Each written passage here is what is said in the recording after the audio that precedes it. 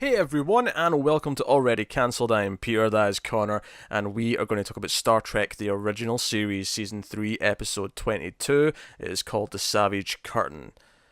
Full spoilers for the episode, as always.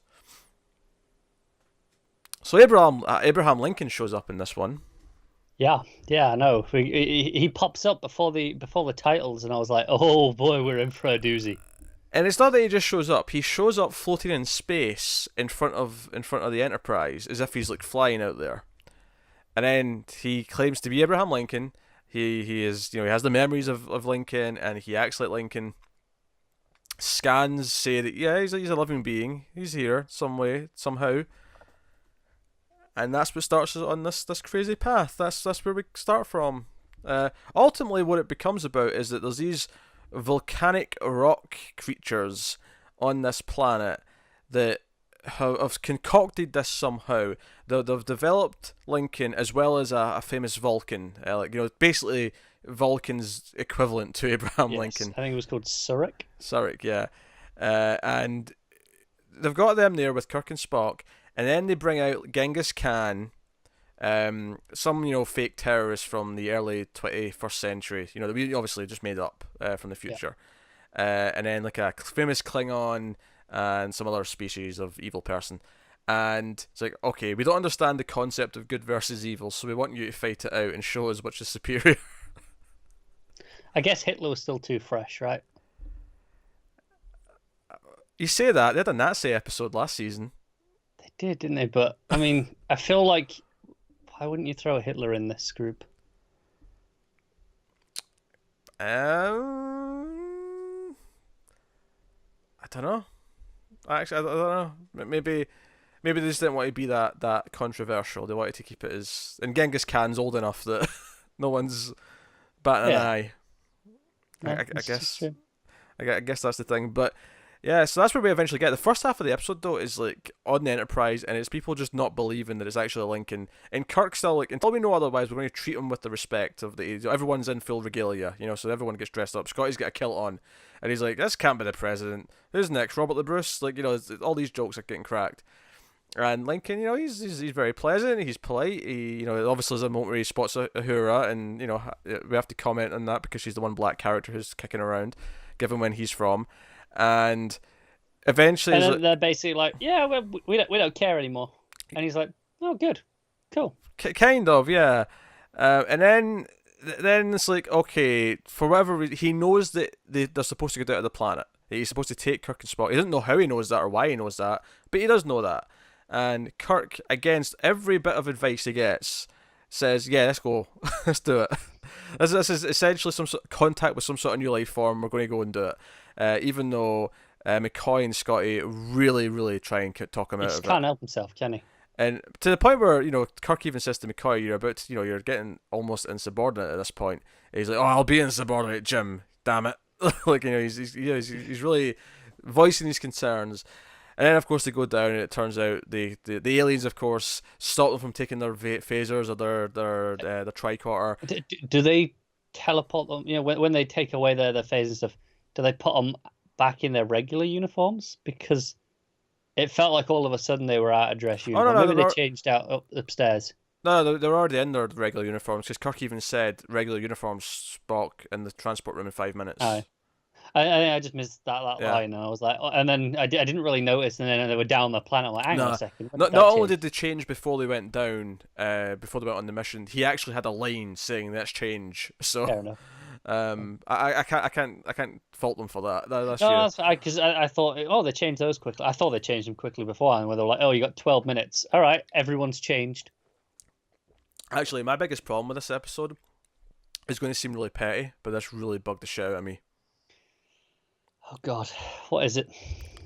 So at the start of the episode, when they got Lincoln on board, he's asking, how long would it be to go down to the planet or whatever, and they say, oh, you know, do you still use minutes? And Spock says, oh, we can convert it. And he's like, oh, 12 and a half minutes, until whatever, right? I think it's when he's coming on board or something like that. Yeah, Now, I immediately sort of, red flag came up for me because I was like, Wait a minute. This show, on several occasions in my head, has used the term hours. It's 3 hours till this. It's 2 hours till that. We have heard hours mentioned a lot. So, we're not using minutes with those hours? What? Why is that happening? We're using standard timepieces. Hold on. So we're still using hours. That is clear from before. And then, like 2 scenes later, someone else uses the word hours. I'm like, okay, so they're definitely sticking to this, that we're using hours. But what really bugged me is that towards the end of the episode, Sulu says minutes. He uses minutes when he's talking to one of the other crew members. And I'm like, what are we converting from? What are we converting to? We're still using minutes. Maybe they're different minutes. Maybe they've redefined how long a minute is and how long an hour is. Piss off. That's all I got. It's Other than just going, why just not say, yeah, we use minutes still?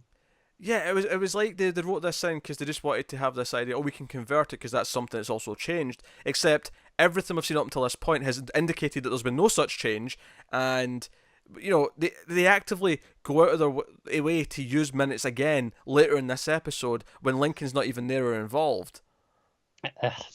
All the dashboards are displaying in minutes at the minute. Damn it, that was an awkward sentence. But they've reconfigured so everything's set to minutes, and Sulu's just reading off a screen going, "Oh, it's this many minutes." Bullshit. They wanted the we can convert that because that's changed as well moment, even though it doesn't make sense. It didn't make sense at first, but then they actually go against it in the same episode. It really bugged me. I can't argue with it. It was kind of bullshit. I mean, I get I get that if you start interacting with other species that are on different planets, you eventually might come up with some sort of time system that works for everyone so that everyone can be together in sync in some way. Well, that's why they have star dates, right? Speaking of which, you forgot at the start already. I don't have the wiki page up. I'd just like to point out to the listeners, we're recording this like a day after that last one when I said he'd forget it by the next time. Shut up. Look, I get why, in theory, you would come up with a universal time system, which again, that's what the start dates are kind of there for more than anything else. But the show has clearly established that we're still using Earth hours and minutes, and even Earth solar years, right? They're still measuring their lifespan in our years and what Earth would have as a year. Yeah.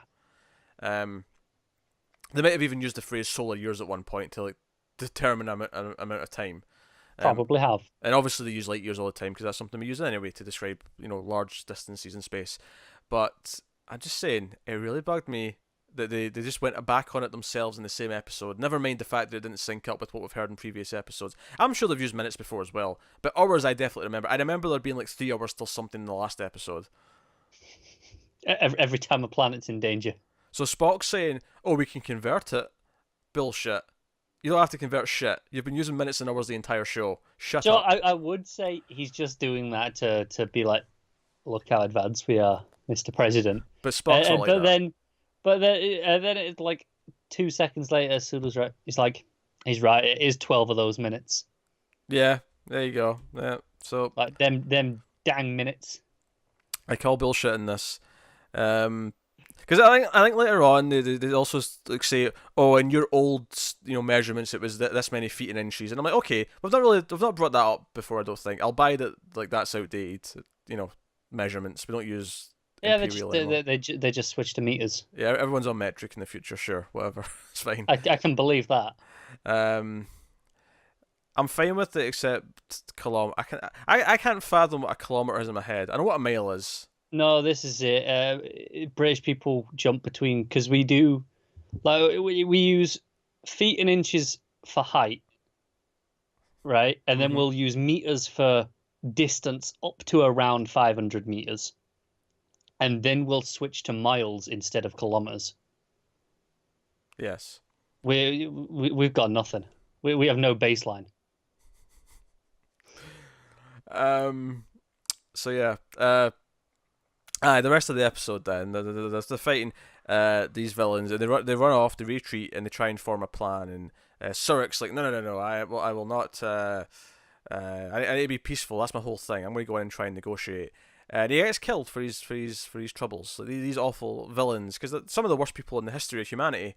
I mean, to be expected, right? It's like, Yeah. yeah, of course they're gonna kill you. And one of what the Klingon can fake the voice, so he calls for help, and that lures in Lincoln, and then Lincoln dies in front of Kirk. So we get the moment at the end where Kirk's like, as much as he was made from my memories, and that makes sense that he's exactly what you thought he would be like. I had to watch him die again. I'm like, Kirk, you weren't there for the first one. Shut up. Yeah, yeah. It's not even like there's video footage of that one. No, it's not. Yeah, predates all that. So We haven't done time travel back to that specifically, have we? not yet. No, not yet. Oh, come on. 7 seasons of Next Gen, 7 seasons of Deep Space Nine, 7 seasons of Voyager. I was specifically referring to Kirk having Okay. experienced Oh, it, sure, okay. but It's happening. no, I'm sure it probably is. There's only 2 episodes left of this original series, so I doubt it's happening in this one, but... Okay, one of them could be a time travel episode. Okay, they're not going to time travel back to Lincoln an episode or 2 No, after this one. We're not. I mean, you say that, but we did the Dying Planet like 2 things in a row. Well, there was a 2 between them, but sure. Oh, I'm sorry. They were close. Close enough. I mean, I suppose I haven't really talked about if we liked the episode. Or did you like the episode? No, it's garbage. It's just this. I'm there going, what am I watching? Why is Lincoln here? Why is there a rock creature telling me about good and evil? Oh yeah, that rock creature's really ridiculous looking. I will say this, I actually liked this episode a lot, but I liked it because it was bad. It's no.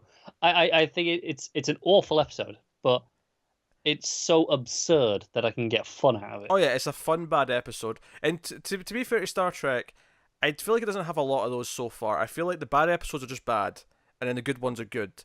This is one of the few times I can think of where no, this is fun bad. Like I'm enjoying this because of how silly it is. Yeah, it's just insane. Like I said, I got 3 minutes in and Lincoln's floating in space, and I was like, oh boy, what am I in for here? Because actually, when they're down the planet, they let Kirk and Spock keep their communicators, but they don't work. They're blocking the signals until the time comes where like, okay, you can communicate with your ship, and Kirk talks to the crew, but what they don't know is that the crew are actually like being broadcast this whole thing. They're seeing everything that's happening on the planet, but they never mentioned this to him. And I was like, yeah, if you just mentioned to Kirk that you're watching, hearing everything anyway, I mean, you can't talk back to him, but he could give you messages. He could be like, he can still speak and say things to you. Yeah. Crew, do this thing. Crew, help that way.